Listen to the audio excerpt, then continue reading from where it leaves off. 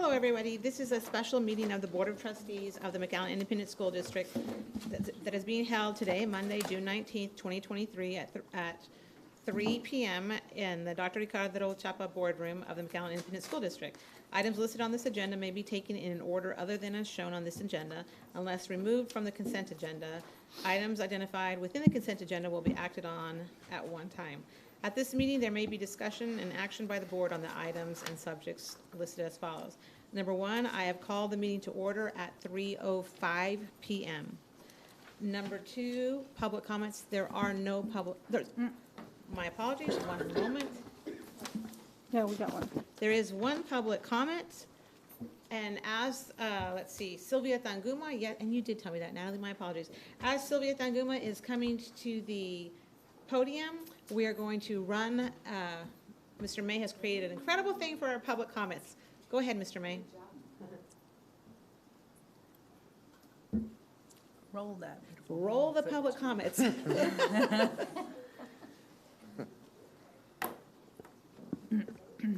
It's playing over there, one moment. Oh, good, thank you. I hear it. Trustee Saldivar and Kittleman, we're having a tiny bit of technical difficulty, but if you bear with us 1 minute, we'll. Mark, explain over there, not here.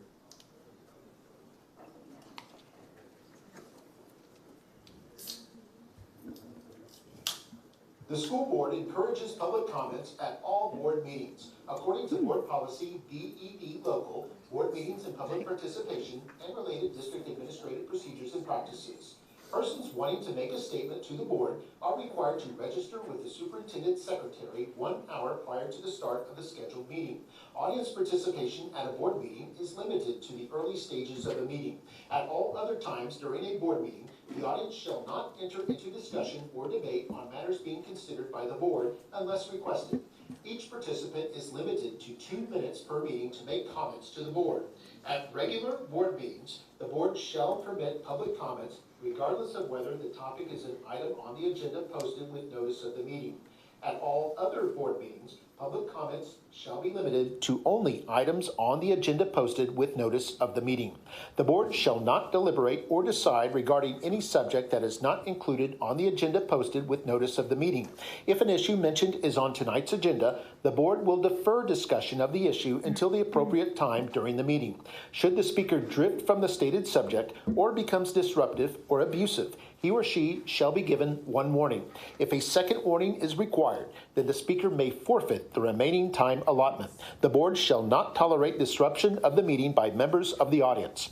The board has adopted complaint policies that are designed to secure at the lowest administrative level a prompt and equitable resolution of complaints and concerns. Please refer to the following policies. Student and or parent complaints should refer to policy FNG. Employees refer to policy DGBA, and citizens can refer to policy GF. Copies of district policies are available on the McAllen ISD website at McAllenISD.org. Ms. Tanguma, as soon as you start speaking, your 2 minutes will start, and as you know, I will not interrupt you. Thank you. Good afternoon, Dr. Gonzalez, President Alizada, trustees, and administration. I am here on behalf of the McAllen AFT members I represent and speak on their behalf. We were in the same predicament last year and have been in the years previous to that. I find that our profession always has to come to the board and request that our board take the work we do as employees into consideration for pay increases, when it should be that our board and administration should do this without having us come and ask for compensation for the work that is done at the district level. A salary increase is a way of showing your employees appreciation and acknowledging their accomplishments. We are a top-performing district because of the employees we have, and unfortunately, as you have seen in the past 2 years, our employee survey results seem to not show that the employees are happy with their pay, and that pay is a big concern. We want to incentivize them to stay with the district and continue their career path and goals with the district. As we looked at resignations for just the month of May, which would be the highest time that you have resignations, we found that a total of 76 teachers resigned from the district, a total of 117 employees in just 1 month. We also found that 16 instructional assistants resigned from their position, and as well as other positions, and I have copies of that to show you. When you have 34% of the instructional staff state that they feel their pay is fair for the amount of work they do, that says a lot. And only 26% of the instructional staff state that they believe their pay is competitive with other districts in this area, when McAllen ISD used to be the top district to be at and work for. Unfortunately, eventually something's got to give, and we don't want it to be our quality of education on campus and experiences that our students are receiving with us. The amount of employees we are losing to other districts, eventually it will come to exactly that. We're going to lose the quality of instruction that McAllen ISD is providing. We are losing great employees to neighboring districts because we are not paying what other districts or surrounding districts are paying, and we are not staying competitive. And I say that because That's am I at okay. 2 minutes? Go ahead. I am so sorry. I just saw Go that. ahead. Okay, and I say that because we are just like you all, we are receiving a lot of phone calls saying like, I'm gonna leave, I'm gonna do this, I'm gonna do that. I mean, we're seeing it at this time because, like I said, it's the end of the year. Some of them were probationary contracts that were just not asked to resign, that were just not asked to come back. But at the same time, when we know that other districts, surrounding districts that are very close to just drive to, instead of driving this way, I'm going to drive that way. When you see that we're losing some quality instructional aides, bus drivers, custodians, and teachers that we do need. And that's just what I wanted you to take that into consideration. And it was hard because I was here listening to the board workshop, and I understand the predicament you are in, and I know that 4 of you are new. But I guess taking everything into consideration, because we are losing a lot of staff that is needed. Thank you. Thank you, Ms. Sanguma. Thank you. All right, that Go. closes up public comments. Trustees Peña? Madam President, I would like to reorganize, make a motion to reorganize the agenda to move up items 4 and 5, and then come back to item 3. It's been moved by trustee Peña. Is there a second? Second. It's been moved by trustee DeVetta. All in favor? Aye. All opposed? Motion passes 7-0. We will now bring up item number 4. The discussion and possible action of compensation plan for school year 2023-2024. Dr. Gonzalez. Yes, Madam Chair. Per Board Policy DEA Local, the superintendent shall recommend an annual compensation plan for all district employees. Due to limited financial resources, administration is not recommending a compensation adjustment for any employees for the 23-24 school year. That has Adele? now changed based on our workshop, so we are recommending an attachment. And scenario 3 is what we are Scenario 3, recommending, and, which includes a 1% worksheet has- raise. Correct. Has been provided as an attachment. Dr. Gonzalez, may I discuss the revision to this original board cover, please? Yes, please. So under administrative consideration / facts and analysis, the second paragraph has been revised to read, and I'll let you know where it changed. But starting with the paragraph, administration is not recommending a compensation adjustment for any employees for the 2023-2024 school year due to limited financial resources. However, administration is recommending that all full-time employees who have completed the tiered years of service criteria, parentheses as designated by the district, and here's where the change takes place, will receive a one-time longevity pay as reflected on attachment 1 and dispersed on December 22, 2023. If an employee terminates prior to the December disbursement, employee will receive payment with their final check. And I apologize for having to make a revision. Madam President, I move to approve the administrative recommendation of the Board of Trustees for the scenario for 2023-2024 compensation plan, which includes option 3 as shown on the screen. Second. It's been moved by trustee Saldivar and seconded by trustee De La Garza. Is there any further discussion? Are we able to consider option 3 since it wasn't on the agenda initially? In our board packet, it was options 1 and 2. That's a question for our legal counsel. Yes, I believe that you can, as long as, again, it's the agenda item, really. The notice to the public is what's most important. As long as the notice indicates what the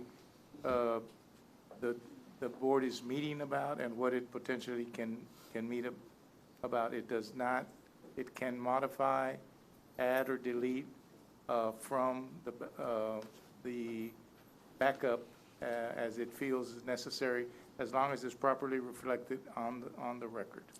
Why don't we do this, Trustee Regalado? You can make your argument, make your discussion, and after hearing so, if Trustee Saldivar and Trustee De La Garza would like to withdraw their motion, they're welcome to. But let's go ahead and open up the floor for discussion. Thank you, Madam President. So, based on our budget workshop, it's very clear that we cannot afford 3.947676 without dipping into our fund balance, and I'm not in favor of making further decisions that continue us on the same trajectory. Again, I've asked over and over that we stay within our budget and what we can afford, maintaining our financial stability on the 75 days. And I'm not going to vote, I cannot in good conscience support something that is another contingency. May I ask what your scenario, what your recommendation, what you would feel comfortable voting on this evening? I was comfortable with voting on option 1 based on our current budgetary constraints. Madam President, a point of order, that item's not on the agenda, on the motion. The motion is option 3. It was the recommendation of the administration after a lengthy conversation in the workshop. And in the workshop, we were given a lot of latitude. We always have a lot of latitude to discuss any and all matters before the board through the various workshops, which we had 6 workshops. This was one of those. We have the biggest fund balance we have ever had. We have spent over millions of dollars in other stuff, going over by $1 million over into the fund balance for a very brief time. Very brief time, between now and December. The superintendent has assured us we will recollect that through ADA of the elementary schools, which we were short $4 million this year. We're also selling bonds, so that will come back in. And as Ms. Felix did, our assistant superintendent for business operations made very clear that this will not affect our rating, our first for this year, since we're going to be able to recoup that going into the fall.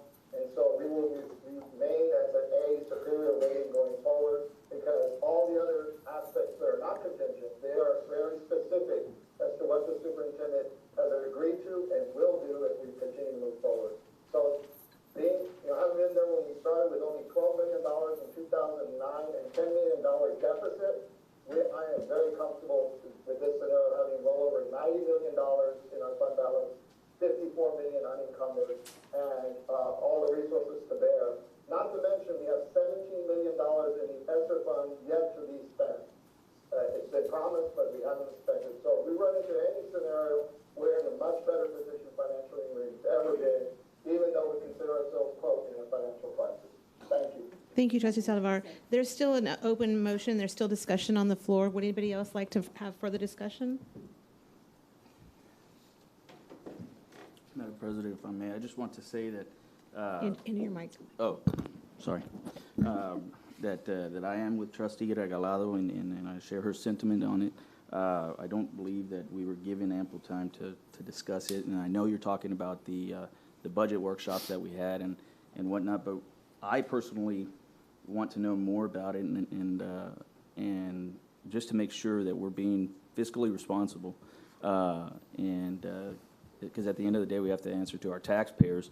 And I don't want to find us in a hole based off of contingencies in the future. I'm trying to plan for the future for the district.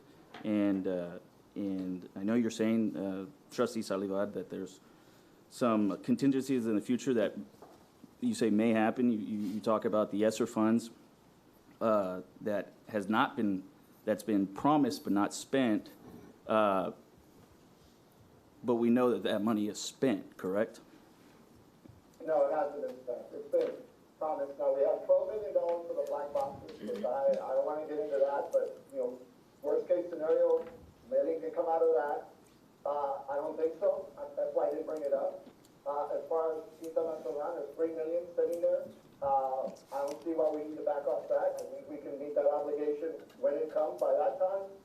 The $1 million that's quote unquote, all of this money, first of all, is in fund balance.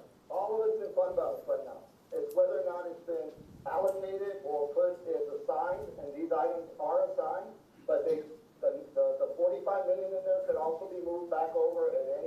time if the board so chooses to cover any concerns. So this is not causing any issue from a financial standpoint, from a rating standpoint. We'll still have the A rating, and we'll be able to continue to move forward, but we'll be able to compensate the employees right now with this decision, and all the other things will be contingent, but the superintendent has already assured us that that will be the case. So we're not putting our finances in jeopardy. We're not putting the burden on the taxpayer. Even if we don't go for the next item on the agenda, the VIDR, we will be in no jeopardy moving forward. And that's already been expressed by the super and the assistant superintendent for business ops. Thank you, Trustee Saldivar. If there's no further discussion, we do have. I'd like to just say one thing. Go You ahead, know, Trustee Peña. All of a sudden, all is well. We have a great fund balance. And so for the last 2 months, we've been having these back and forth conversations and even thinking about a TRE, and all of a sudden, all is well. All is well. You know, I have a really hard time believing that. So, you know, that's my statement to that.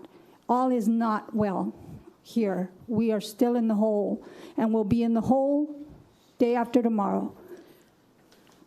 Okay, the way that we can handle this, Trustee Regalado, is if this motion fails, you can bring up a second motion and you can add a different scenario. I think that's the best way that we look at it. I will say, though, I do want to correct Trustee Peña, we're not in a hole. And that's, I think, what Trustee Regalado and Trustee Rivera are speaking to. They're more in the scenario of let's work with what we actually have instead of what's anticipated. I've been saying that all along. I haven't been saying that. I mean, we are in a budget deficit. We're trying to get out of that.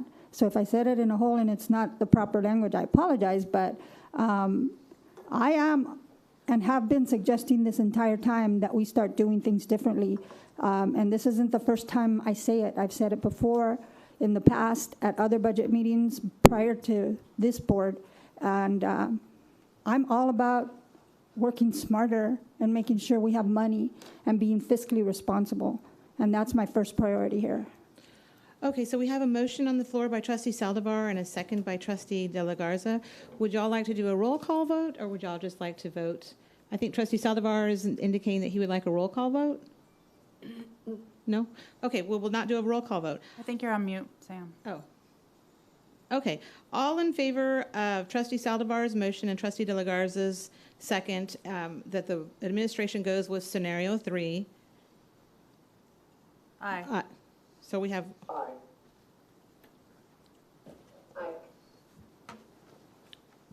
Aye. All nays? Nay. Nay. So let the record reflect. Motion passes 4-3. Now we will go to item number 5 in our agenda. Discussion and possible action of 2023-2024 compensation plan for a voter approval for a tax rate election. Base assumes .9752 maintenance and operations tax rate. Dr. Gonzalez. Yes, ma'am. This compensation plan is for the establishment and approval of a salary increase as part of the budgetary process if a voter approval for a tax rate election is called by our Board of Trustees and receives voters' approval this fall. We are requesting action on this item, and we do have Ms. Felix here and the team that can answer any questions.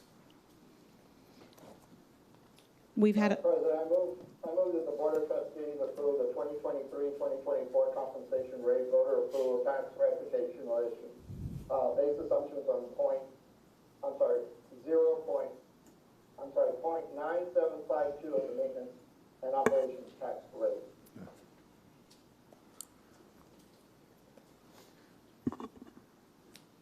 This is not calling for the TRE. This is just assuming that if we do call it for a TRE, that.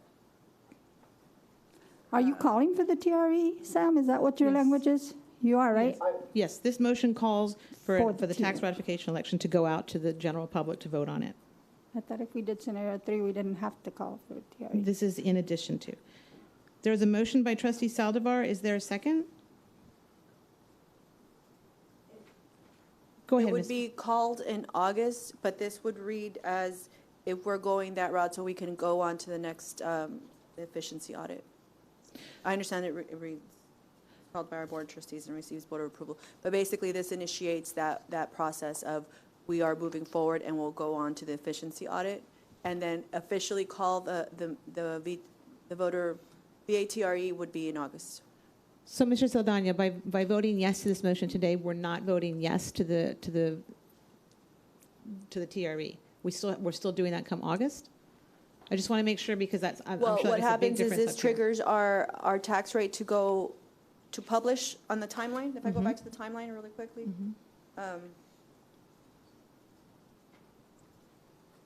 This isn't calling for the actual election, no. This is just to start the process. Correct, so this, So, Hold Go on, ahead, Trustee I'm sorry. Saldivar. Go ahead, our attorney, legal counsel. As long as the motion is clear, whether it's just to start the process or calling for the election, it appears if Mr. Saldivar can make the motion so that the record will accurately reflect that this is to start the process, then it's not an issue. That was As his long as the motion. record is clear as to what the motion is before the board and what action the board takes on that motion. At what time does the process stop? Like, if we're starting the process, that means we're going to go for the efficiency audit, then we're going to call for the election, and yes, so We're calling for a when hearing. we publish August 11th, when we go back and we could bring a motion, correct me if I'm wrong. So August 11th would be when the we- board makes the decision to actually, Before, because that would be the day that we publish our tax rate. We would publish our tax rate exceeding the 1.0011. That means it automatically calls for an election at that point, once we post a increased tax rate. so voting yes to this motion right now keeps it on the table still, but it doesn't put it before the community to vote on it. That would come later, sometime in August, when this board would make another decision. They would vote to yes, take it out to the voters, or no. Correct. Okay, so this action is just keeping it on the table, keeping discussion out there, keeping the possibility out there. Yes. Thank you so much. There's a motion by Trustee Saldivar. Is there a second? Second. There's a second by Trustee De La Garza. Any further discussion? And just to be clear, Trustee Saldivar did rephrase it to accurately reflect as legal counsel recommended, right? So it's just to open discussion for that, correct? He used the word budgetary process in his motion. Okay, thank you. I read it exactly as it's listed on the agenda item where it says recommend board action. Yes. I read it exactly as it's worded. I'm looking at our attorney just to make sure that all passes. You'll Yes, find that's the perfect. motion and a That's, second on the floor. I just want to make sure. so okay. at what point when you publish it, then we are calling for an election? Do we have a say-so as to, we don't, from here out, we don't have a say-so whether it goes forward or not? I would have to come back and request that you approve that rate that I'm about to publish. So that rate, once it's published and it exceeds a 1.0011, that's when we vote yes or no, let's publish it, or no, we're not publishing it. So the answer is yes. Yes. We have an opportunity to pump the brakes should we so choose. After the efficiency audit. Yes, this is just keeping it on the table, open for But we're discussion. not going to get the efficiency audit until October. Correct. This starts that process. So you had mentioned that maybe we start an efficiency audit anyway, right? So if that happens, we can continue with the process of an efficiency audit. But if I come back and I say this would be our proposed, because we're going to get our tax rates in July 25th. So I have to bring an item here saying that this is our proposed tax rate if we go the election route. And if that's voted down, then it doesn't get published. Therefore, it sticks to this. If it gets voted to pass, then that triggers an election. But by then, by July 25th, we will have already passed the deadline to name an auditor for the efficiency audit. So No, we can't, Go ahead. I'm we sorry. can't wait for the tax rate to be set.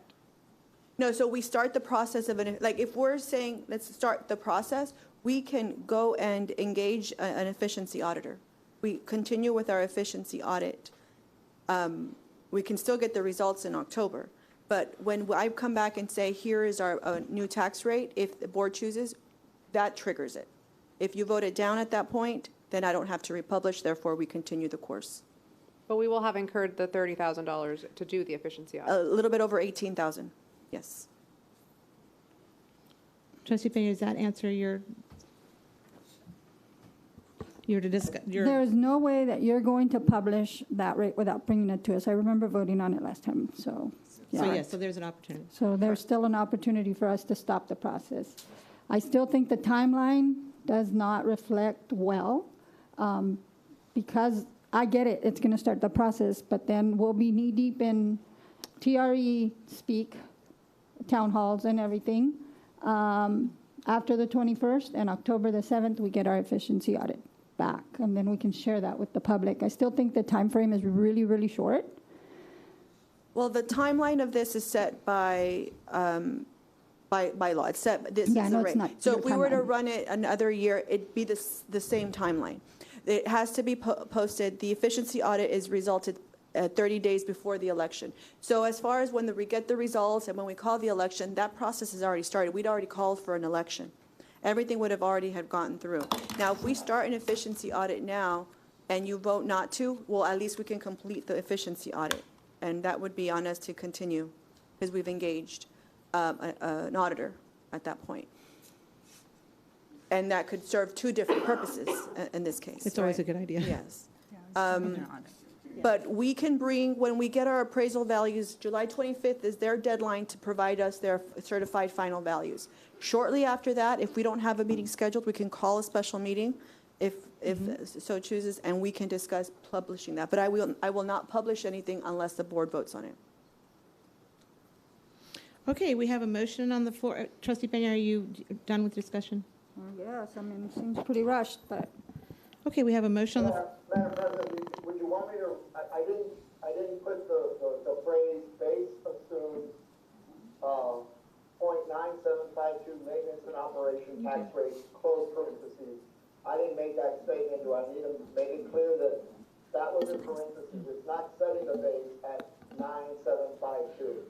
And maybe that's what caused confusion. That's the parentheses. I think Trustee Saldivar, we're fine because we're not actually calling the election until we get to that later meeting. So this just keeps the process on the table. So we have a motion by Trustee Saldivar, a second by Trustee De La Garza. All in favor? Aye. Aye. Aye. Aye. All opposed? Nay. nay. Motion passes 5-2. We will now go back on the agenda to item number 3. Discussion and possible action of the adoption of the McAllen Independent School District budget for fiscal year beginning July 1, 2023 and ending June 30, 2024. Dr. Gonzalez. Yes. Yes, ma'am.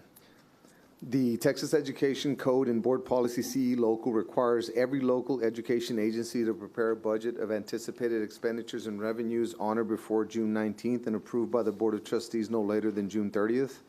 This is a two-motion agenda item, and administration is recommending action on this item. What say ye, Board?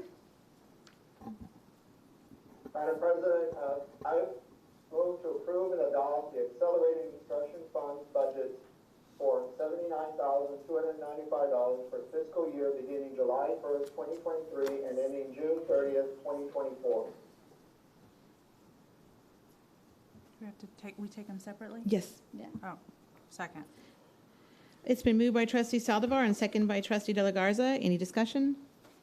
All in favor? Aye. Aye. All opposed? Motion passes 7-0.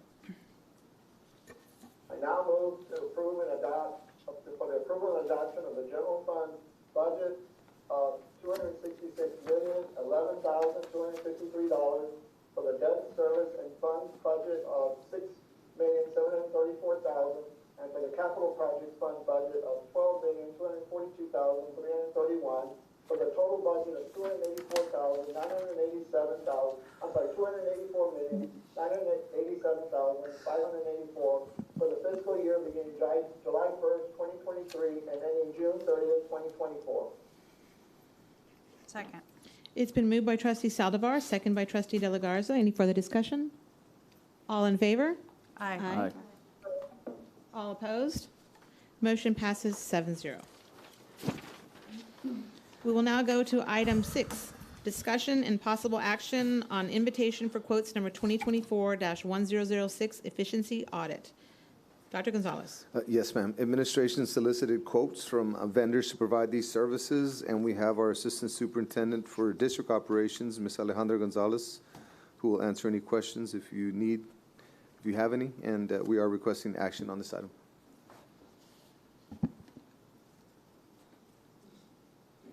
I move that the administration's recommendation for the Board of Trustees approve the invitation of quotes for 2024-1006 efficiency audit to Low Casey LLC from Austin, Texas. Second.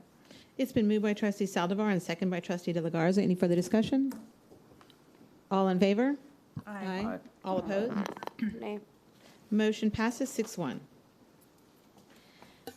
Before we go to item number 7 and recess to closed session, I just want to say that trustees, this has been a lot of work. You've done a lot of work in 1 month. I think you took office 1 month to the day maybe ago.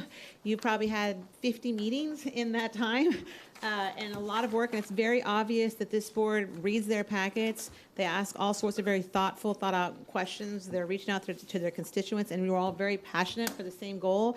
And it's wonderful to be able to sit in the room with everybody who's so passionate and so, I just thank y'all so much for doing the homework. We will now, there's a clap from the audience, first time in Is that history. Chris Artist? From Chris Artist. Get that on film, please. So, no, I mean, it really is, it's a breath of fresh air to everybody's very respectful of everybody's opinions, even if they're, not all of the same opinion. It's wonderful to have all these different opinions and all these different thoughts, and it's great discussion. I'm sure the superintendent loves it too. He loves it. So we will now 7 recess to closed session. The Board of Trustees may go into closed session pursuant to sections 551.071, 551.072, 551.074, 551.076, and 551.089 Texas Government Code to discuss the following. Number 7A, discussion of human resources recommendations for school year 2023-2024. 7B, discussion of human resources employee resignations and retirees for school year 2022-2023. 7C, pending and/or potential litigation. And 7D, possible real estate acquisition. At 3:38, we are moving to the other room to go into closed session. Are we taking Sam and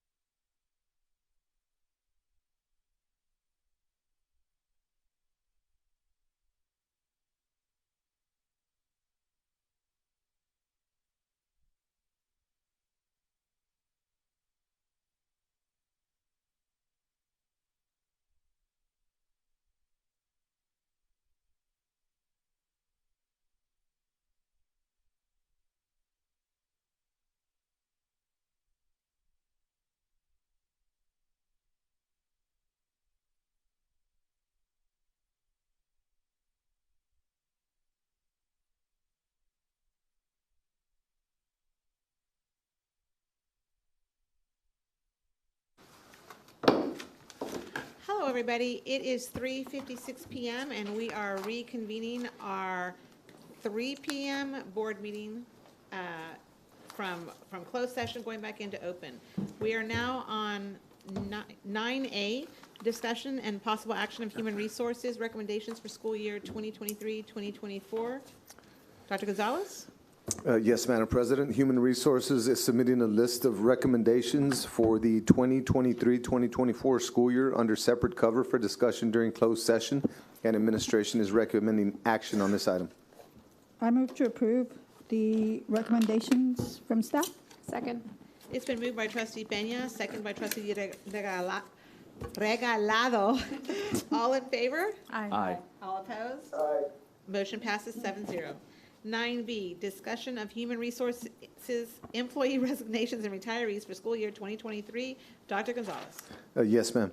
Human Resources is submitting a list of resignations and retirees for the 2022-2023 school year under separate cover for discussion during closed session, and this item is for information purposes only. Thank you. 9C, pending and/or potential litigation. Mr. None, Simon. Madam President. Thank you. 9D, possible real estate acquisition. None, Madam President. Thank you so much.